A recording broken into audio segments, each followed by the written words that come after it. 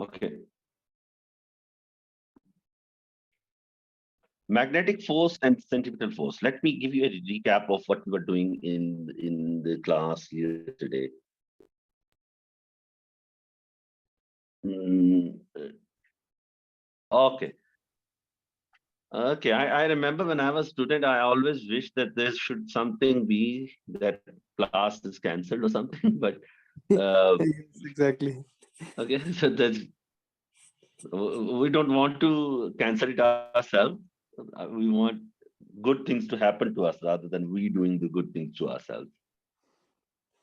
Listen, this is a recap of what we were studying in yesterday's class. There is a north pole of a magnet on the top, there's a south pole at the bottom, there's a uniform magnetic field between them, and a charge particle, an independent charge particle. Before this, we were studying that charge particle is going within a conductor. But now there's a free charge particle, like it can go wherever it wants to go. If there's a force on it, it can change direction of motion. It cannot be in the case of a conductor. In the conductor, charge particle is supposed to stay in the conductor. Now, what will happen? And we discussed that yesterday that if the charge particle will enter a magnetic field, it will experience a force. Provided that charge particle is moving perpendicular to the magnetic field, it will experience a force which will be perpendicular to the magnetic field as well as the velocity of the object. The force will simultaneously be perpendicular to both of them. So the magnetic field in this case is towards the screen, into the screen. Your fingers should be tapping into the screen, and your palm should be pointing towards right, and you see that initially the force is upward. And I'm using that left hand Fleming rule, left hand Fleming's palm rule. Okay. Now your palm is pointing towards right, your finger is tapping into the screen right now. So your thumb is telling you that the force will be upward. But what happens after some time? Because this charge particle is not moving in a conductor, it is free. So what happens is instead of moving in the original direction, it starts moving in a new direction. But according to new direction, the new force is also perpendicular. It's not that the force is always in the same direction. The force is changing direction and it is always being perpendicular to the velocity. And we have discussed that. If you remember, the first topic of A2 was that what happens if there is a force perpendicular to the velocity. And we know if there is a force perpendicular to the velocity, it will never be able to increase the velocity or decrease the velocity. Such force can only change direction of motion of an object. So what happens is, instead of moving in the original path, object deviates from the original path and starts moving in a curved path. And when we observe that curved path, we find that it is an exact part of a circle. It can be a complete circle. Some charge particles, they can go like this. So this means they are having a very large circle. Some charge particles can go like this. So it means they are having a smaller circle. Some can do this. So these charge particles are either slowing down or they were not perpendicular to the magnetic field. So they are moving in a spiral. Okay. They are drilling themselves along the direction of the magnetic field. They're going down as well because they were not, or they can be moving up as well. Like they're either coming towards you, spiraling up or spiraling down. So all these things can happen. Okay. We will be discussing how, listen, even this, you might say that it is a curve path. No, it is not an ordinary curve. It is an arc of a very large circle. Okay.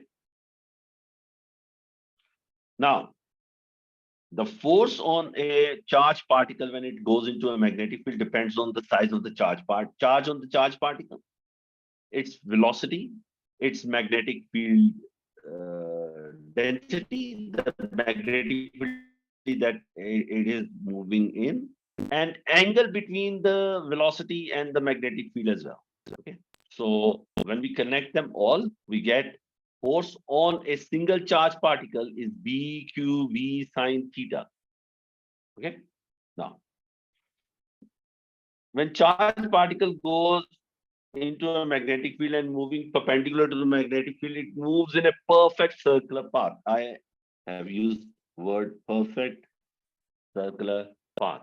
Why perfect circular path? Perfect circular path means that it is moving perpendicular to it's moving perpendicular to the magnetic field, and there is a force which is perpendicular to the velocity. So when there is a force perpendicular to the velocity, it is also the centripetal force. And it is very rare these days that examiner ask a centripetal force question. I think there was one question in 2020 or 2021 about centripetal force. Normally, these questions are now getting extinct. Examiner does not ask a centripetal force question. You know why? Because centripetal force question can touch gravitational topic. They can touch the electrostatic topic. They can touch oscillation. They can appear in magnetic field. So this is why that is the first chapter. Number one. Number two, we don't have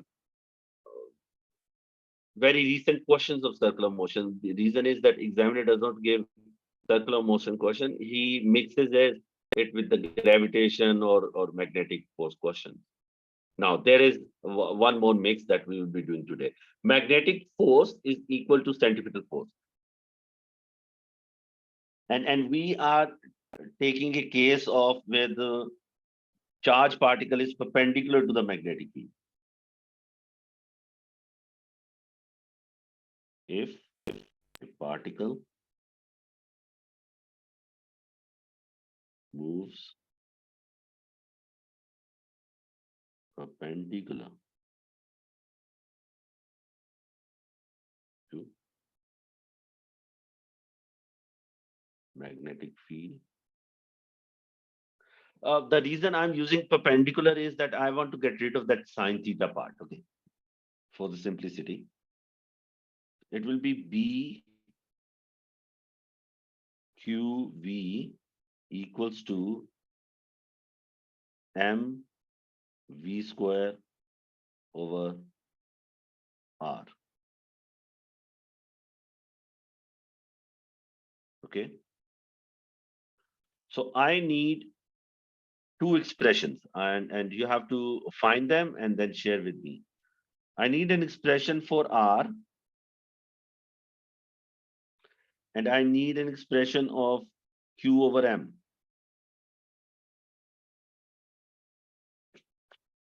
Find these two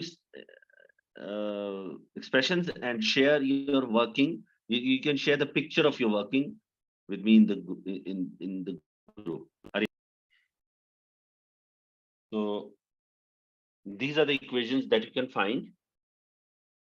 Now, when I was student, I don't know about you, but when I was student, I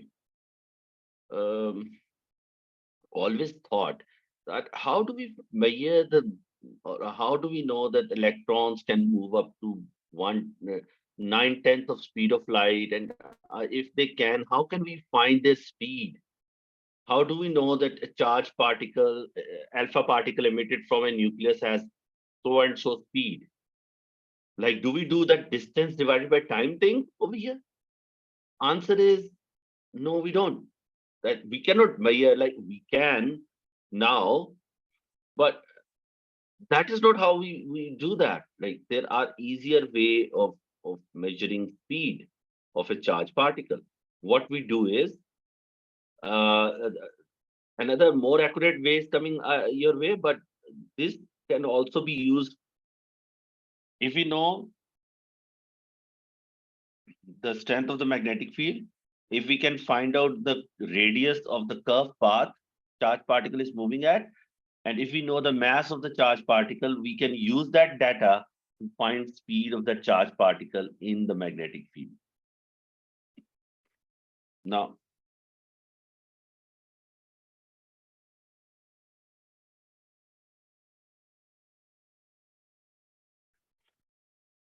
what do we learn from here is, as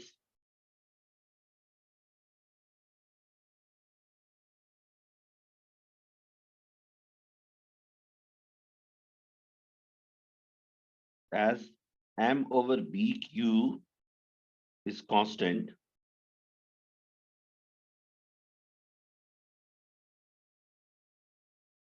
pay attention. Mass of the charged particle, same. It is moving in a uniform magnetic field, same. Charge of the charged particle is also same. So m over bq, whatever this number is, for that particular charged particle in that magnetic field should always stay the same. So if m over bq is constant, r is directly proportional to v. Pay attention. R is directly proportional to V. So if we have this is how on the basis of this we can make a speed selector. Speed selector.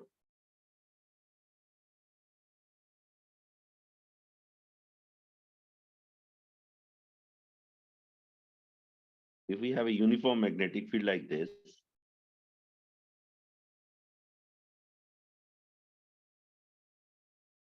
and assorted charged particles are coming in from here.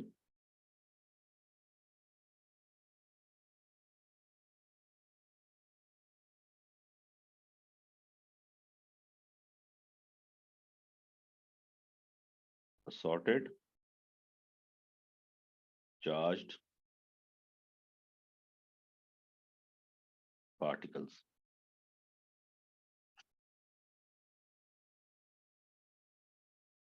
All with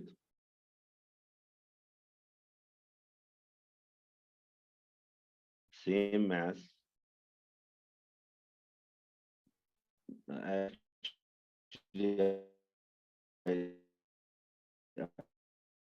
I should change this thing.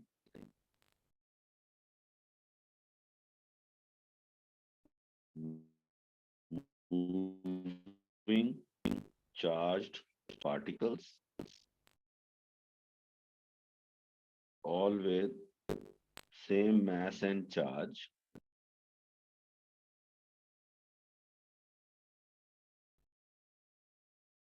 but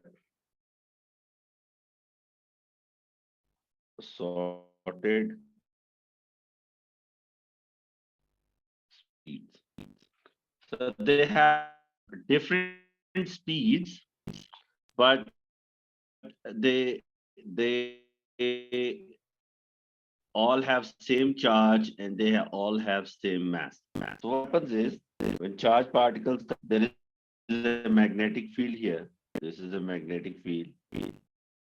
It doesn't matter whether it is in or out right now. Sir, could you go back? Could you go a little left for a second?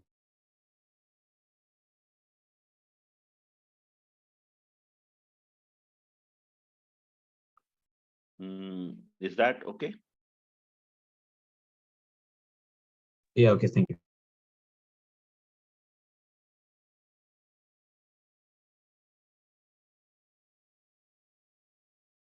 Now, this will be if this is the first line and there is the last line, and all other charged particles are in between.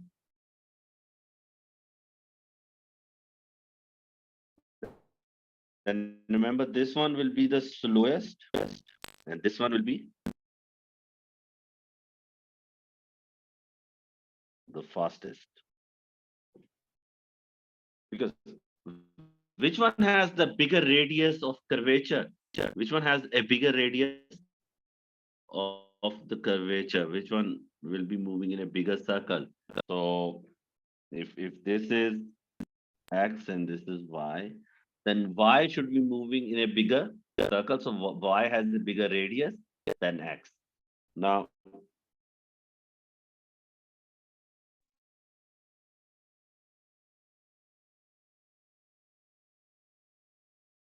if we have a gate over here,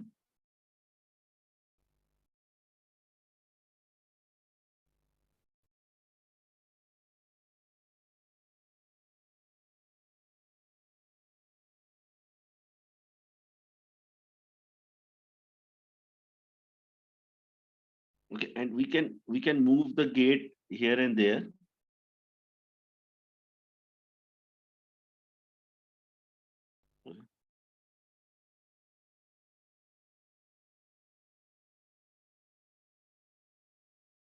This gate can move.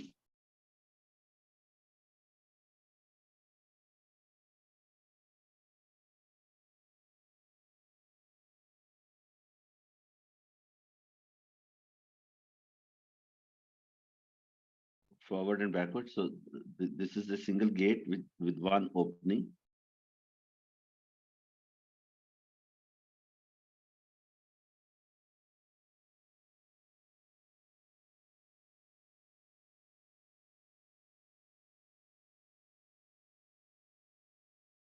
So what will happen is specific charge particles with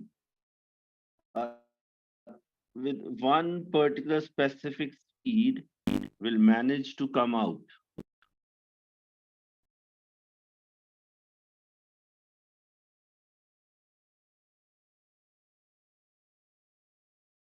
And remember, when they will come out, they have no other reason to change their direction anymore. They will start moving in a straight line.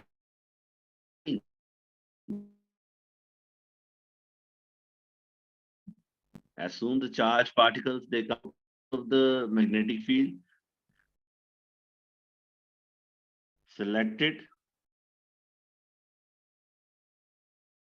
speed, gate 2, gate 1. Gate 2 is stopping,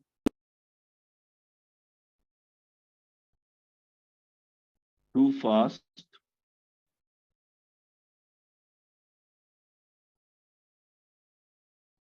Particles. Gate 1 is stopping,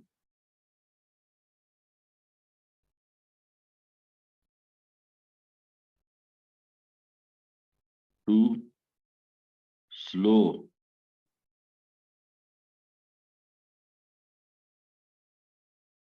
Particles.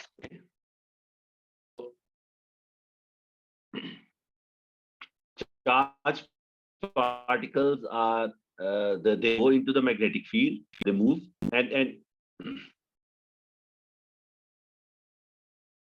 they change their direction. Listen, when they all were moving in the same line, there was no reason we could differentiate between the fast one and the slow one. They were moving in the same beam.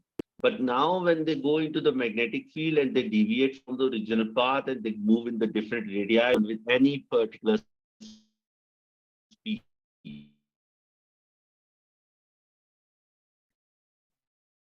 okay, so this is known as speed selection or speed selector charge particles in magnetic field. So let's do something new now. I will be bringing cross fields now.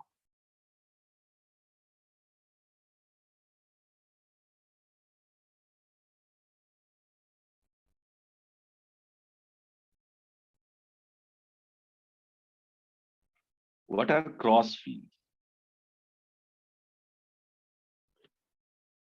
Let me save time by copying this diagram from here.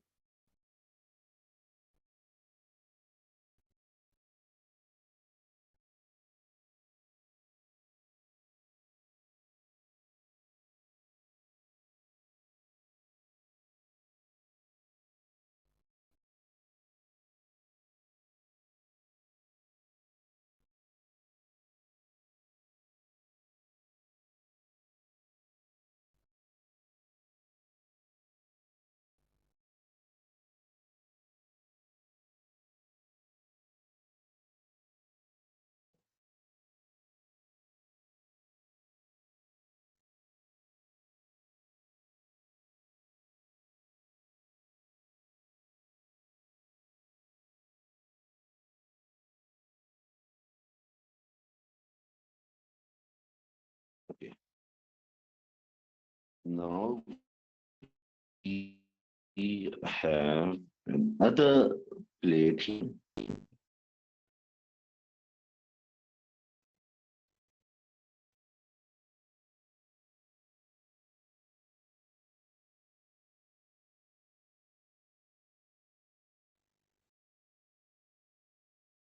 So we will be attaching further plates on the side, an electric field to compensate the effect of magnetic field. Okay, so we have this plate here. We have this plate here.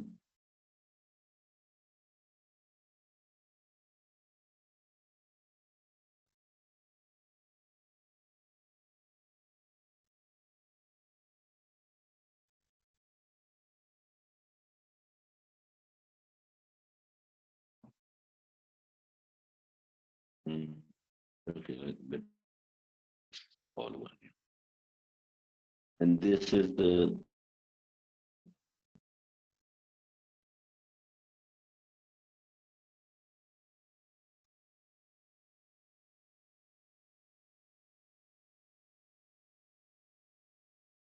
okay. I hope you can see what I'm trying to make here. This is the same south side of a magnet, but now there are two plates between north and the south magnet. Does it look like that? That like there are north and south are horizontal, and the plates on the sides are vertical. So I can connect these plates to a DC power supply. Okay. So two plates are connected to DC power supply. So this is what is happening. This is for you for understanding the structure, but there's no way I can explain what is happening in 3D. So I will be making some 2D diagrams now. This is where the particle is going in.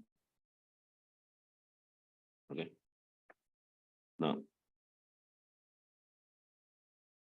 this is just a 3D explanation of what is going on over here, but I have to make a two-dimensional diagram to explain.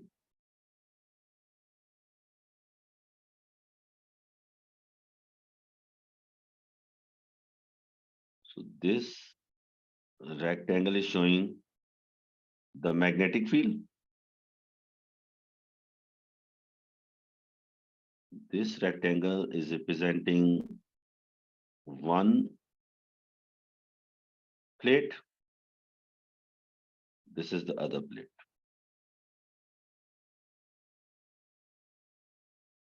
Okay. Now, if there is a charge particle coming in, for the simplicity, it could be any charge particle, but I'm for the simplicity making it positive.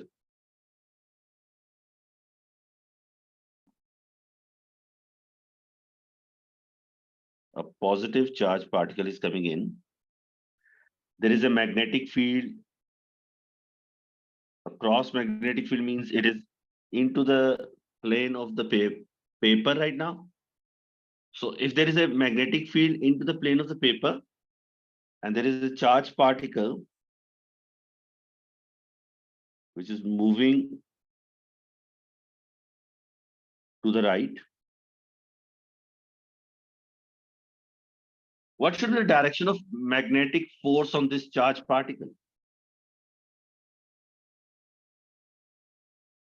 So if your fingers are stabbing into the screen and your palm is towards right as the direction of the velocity is, the force that it should experience should be upward.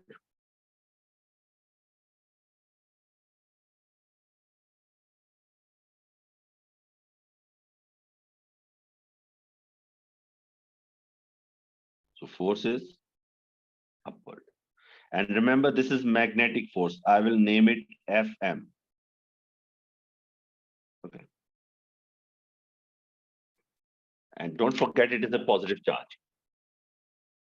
Now I have to induce an electric field using the top and the bottom plate, which will counter the force that is acting on this charged particle. So, can you help? Which plate should be positive and which plate should be negative, so that so these two can cancel the effect of magnetic force over here? The bottom one should be negative.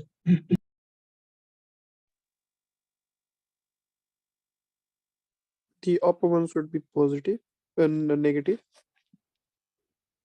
Why? Can you explain why? Mm, Do you think when upper one will be negative, what will be the direction of force on the positive charge because of the electric field, upward or downward? downward. So positive and negative, they hate one another. No. Or they love one another. Remember, charges are perfectly straight. They don't like a positive charge, does not like another positive charge. They always like negative charge. So positive charge should be repelled downward. So there should be a positive plate on the top and negative plate at the bottom.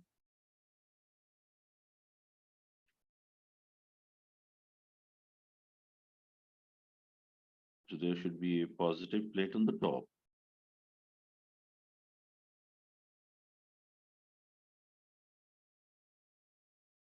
and a negative plate at the bottom. So what will happen?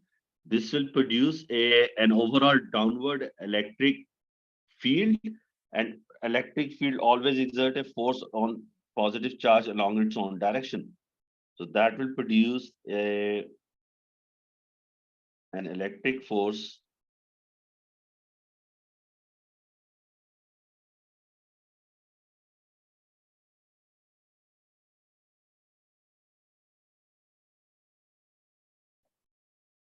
downward.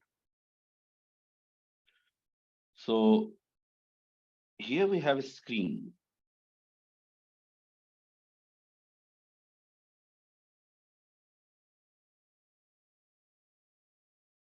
This is a screen. Some of the charged particles end up here.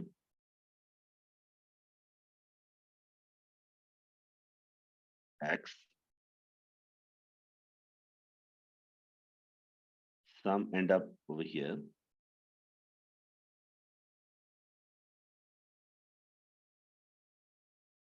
And some end up over here. This is Y. This is Z.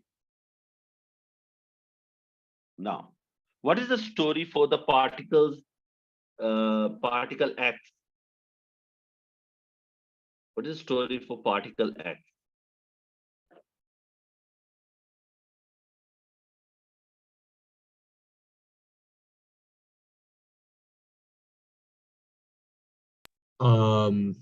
It's negatively charged, maybe. No, no. It has more magnetic force than electric force. Oh yes, yes. So the Okay. magnetic force is BQV, right? Yes. So maybe its So, charge was greater or velocity was greater. yes, because magnetic force is not only affected by the charge, it can also be affected by the velocity. So it might be it can be a reason of velocity. And if all the charged particles are identical, for example, they are all alpha particles, we can say that X particles are faster than rest of the particles. So for particle X,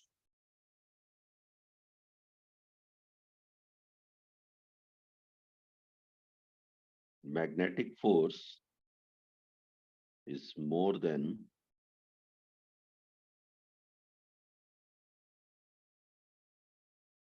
electric force,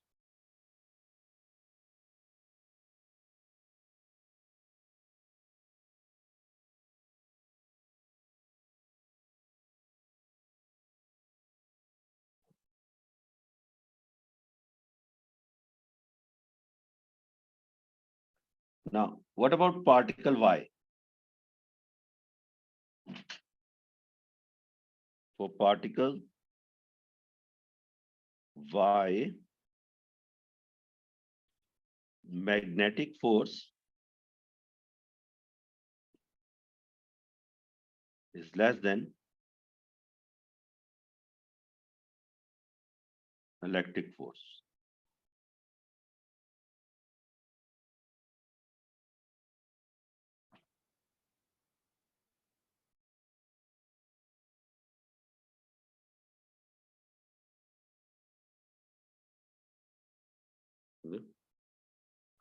Magnetic force is less than electric force. Now,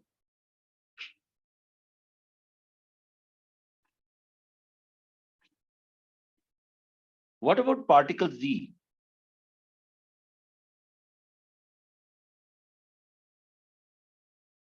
Magnetic force is equals to electric force. Magnetic force is equal to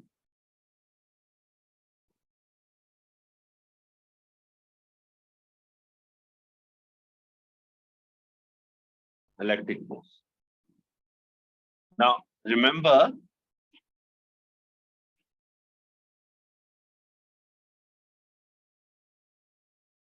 magnetic force is BQV. Electric force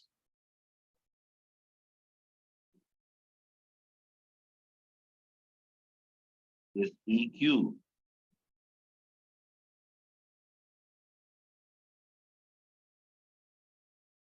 And E is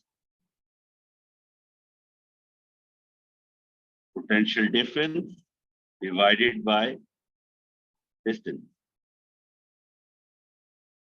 We will be bringing that thing later into the situation, but right now, for particles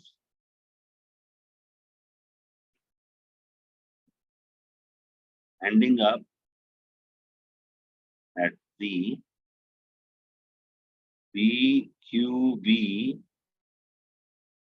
equals to EQ. What do you think has become irrelevant over here? Charge. The charge is totally irrelevant.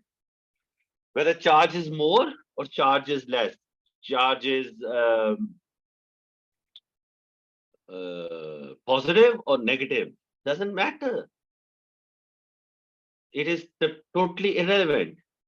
The only thing that is making all these differences is speed of the charged particle, which is E over B.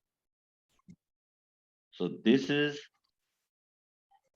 the solution for the speed of the charged particles. If you are looking for speed of the charged particle, all you have to do is just measure the strength of the electric field, measure the strength of the magnetic field. To measure the strength of electric field, all you need is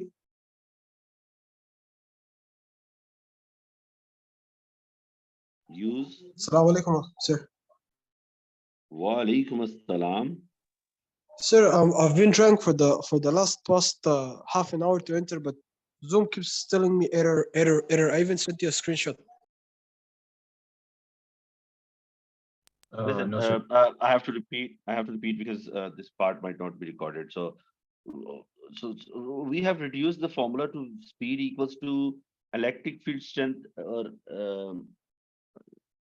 electric field divided by magnetic flux density. Electric field strength divided by magnetic flux density, and You know, when I was thinking that how I'm talking about when I was a student, and I thought that how do we measure speed of an electron, which is moving at 1/10 of speed of light? Like it can go around Earth in less than a second. Then how would somebody can measure speed of that kind that kind of speed with distance and time? So this is the answer to my question, that we don't use distance and time. What we can use is electric field density and magnetic flux density. How do we find electric field density or electric field strength? We need because this electric field is produced by the two parallel plates. We need the potential difference between the plates. For that, we can use a voltmeter, and we need distance between the plates. For that, we can use a ruler. So when we find voltage and distance, we can divide these two, and we can find electric field strength. Now, how do we find magnetic flux density? For that, we use a Hall probe and a CRO, or sometimes we can also use Hall probe with a voltmeter, but CRO is better. This is how we can find speed of the charged particle, which is moving very, very fast. And these things are very easy to measure. Like, you don't need to be very, yes, you need to be very skillful to set this apparatus, but to measure these quantities, it is very easy. So this is the solution for finding speed of the charged particles when they are moving in cross field. Why do we call it cross field? Because the electric field and the magnetic field, they are perpendicular to one another. Look, magnetic field is from top to bottom, and electric field is side to side. So this is why we call it cross field. Okay. So now that's it for today, because in the next lesson tomorrow we will be doing Hall voltage and Hall effect. Okay, sir. So are we done for today? Yep. Okay, sir. Assalamu alaikum. Have a nice day. Walaikum assalam. Thank you.